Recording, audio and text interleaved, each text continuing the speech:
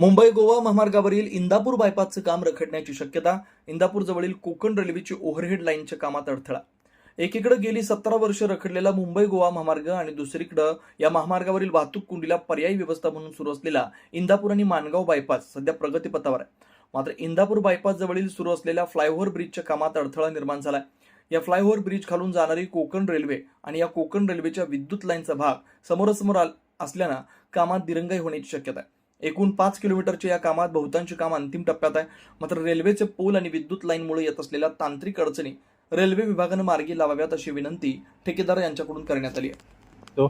त्याच प्रकारे एक अडचण आपली इंदापूर जवळ आहे. इंदापूरला आपला रेल्वे ओव्हरब्रिज जे आहे तो सध्या काम थांबला आहे, कारण तिथे कामाची ड्रॉइंग डिझाईन मंजूर झाल्यानंतर काहीतरी चौपदीकरण झालं आहे ट्रॅकचा.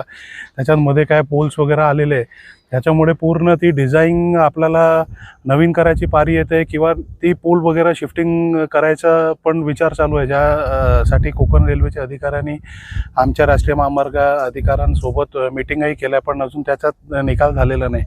तर असे जे काय तांत्रिक अडचणी आहे त्यावरती लोकांनी खरं म्हणजे लक्ष देऊन तुमची जी साथ आम्हाला हवी आहे तिथे आपल्याला जर मदतीचा हात मिळाला तर हा काम खरं म्हणजे या पावसाळ्याच्या आधी आपण करू शकतो या परिस्थितीवर आहे. आणि हे जर